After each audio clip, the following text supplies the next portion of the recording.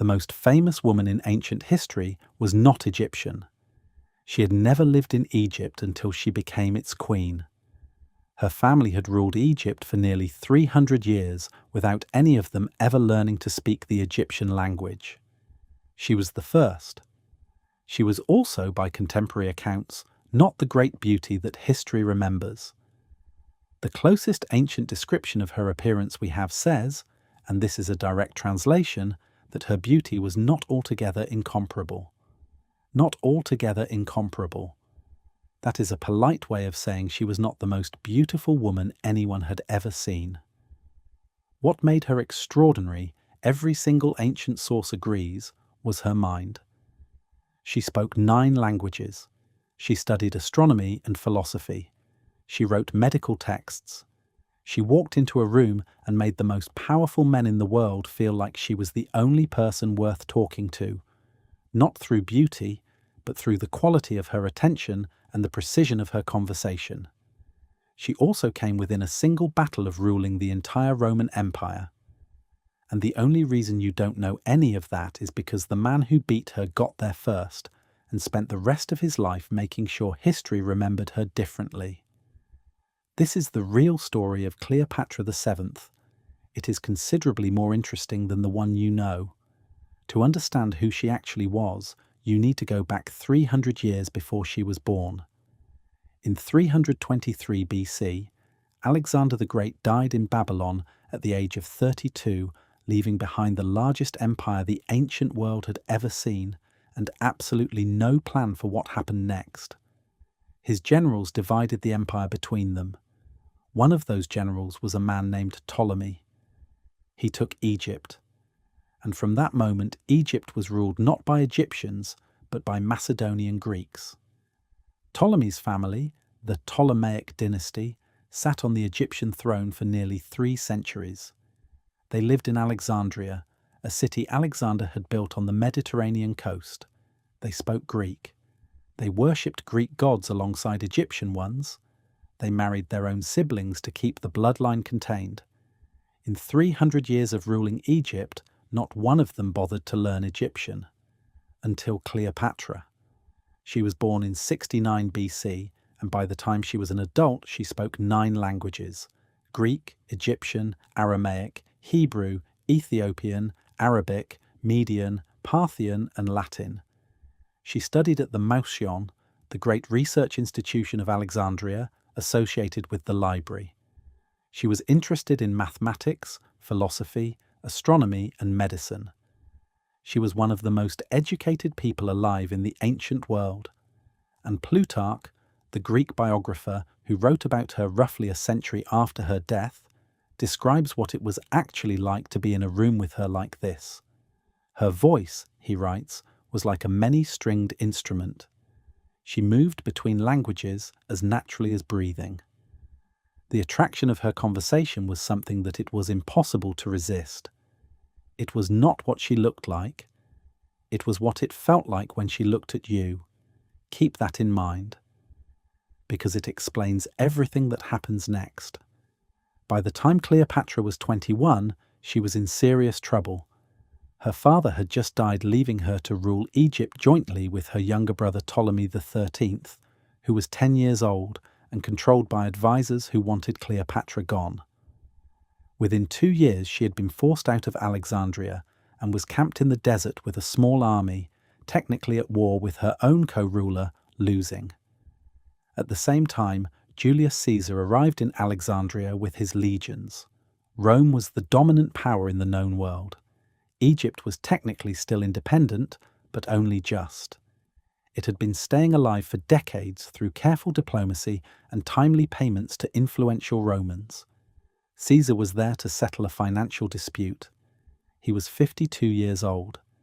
Cleopatra needed him with a specific and urgent practicality, not romantically. She needed his military support to take back her throne. Without Rome, she was finished. She also could not get to him. Her brother's forces controlled the city and would kill her on sight. So she had herself smuggled past the guards, rolled inside a bundle of bedding, carried through the city at night, delivered directly to Caesar's private quarters. Whatever happened in that room, Caesar stayed in Alexandria for 9 months. When he left, Cleopatra's brother was dead, she was back on the throne, and she was pregnant with Caesar's child. She was 21, he was 52, and she had just executed one of the most audacious political moves in the ancient world. Caesar was assassinated in 44 BC. Power over the Roman world split between 2 men, his adopted son Octavian in the west, and his most trusted general, Mark Antony, in the east. Antony controlled the territories closest to Egypt. Cleopatra did not go to Antony, she summoned him. He sent a message asking her to come to him to explain her conduct during the recent civil war. She ignored it. He sent again. She ignored that too. On his third request she agreed, but on her terms and in her own time. She arrived at his city of Tarsus on a golden barge with purple sails and silver oars. She was surrounded by servants dressed as sea nymphs and cupids, reclining beneath a golden canopy, dressed as the goddess Isis herself. The entire city came out to watch. Antony was left sitting alone at his own official reception because every single person, his entire entourage, the city officials, the crowds, had abandoned him to go down to the harbour and watch her arrive. She sent him an invitation to come to dinner on her barge. He accepted. He arrived intending to make a political point about Roman authority. He left having agreed to everything she asked for. This is often described as seduction. It was not seduction. It was the most precisely calibrated piece of political theatre in the ancient world, executed by a woman who had studied power her entire life and understood it better than anyone she was dealing with. They had 3 children together. He gave her territories. They planned an empire. And in 31 BC, at the Battle of Actium off the western coast of Greece, they came within a single engagement of controlling the Roman world. They lost. Octavian took Alexandria in 30 BC. Antony killed himself. Cleopatra was captured. Octavian had a specific purpose for her. He wanted to take her to Rome in chains and parade her through the streets in his victory procession. The ultimate public humiliation. A defeated foreign queen displayed as a trophy for Roman crowds to jeer at. He had seen this done before. He knew exactly how it looked. So did she. She had watched it happen to others. She chose not to allow it. How she died remains genuinely uncertain. The snake story, the asp, the basket of figs, the dramatic bitten wrist, was the version that circulated. But no snake was ever found. A snakebite is an unreliable method that does not guarantee a clean death. Cleopatra had spent years studying the effects of poisons on the human body. What is certain is that she died on her own terms, on her own schedule, before Octavian could use her as a prop. And then Octavian, who would spend the rest of his long life as Augustus, the first Roman emperor, spent the rest of his long life writing the story of what she had been. He needed her to be a dangerous foreign temptress who had corrupted good Roman men with Eastern sorcery and feminine wiles. He needed her to be a cautionary tale about what happened when women had power and Romans forgot their values.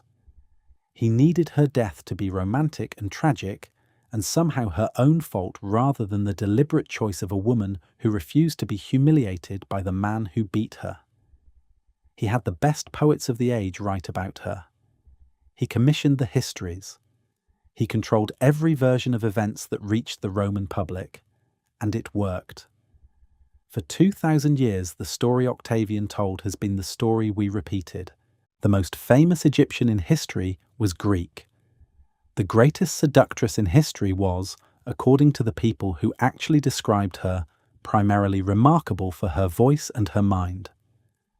The woman history reduced to a tragic love story was one of the most formidably intelligent rulers the ancient world ever produced. Fluent in 9 languages, the first of her dynasty in 3 centuries to speak to her own people in their own tongue, operating at the highest levels of the most dangerous political game in existence for 20 years, largely alone, against the most powerful empire on earth. She came within one battle of winning.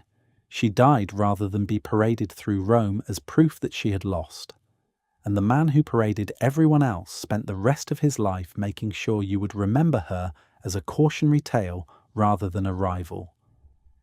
That is the story of Cleopatra VII. And the fact that you are only hearing it now, 2,000 years later, is precisely the point.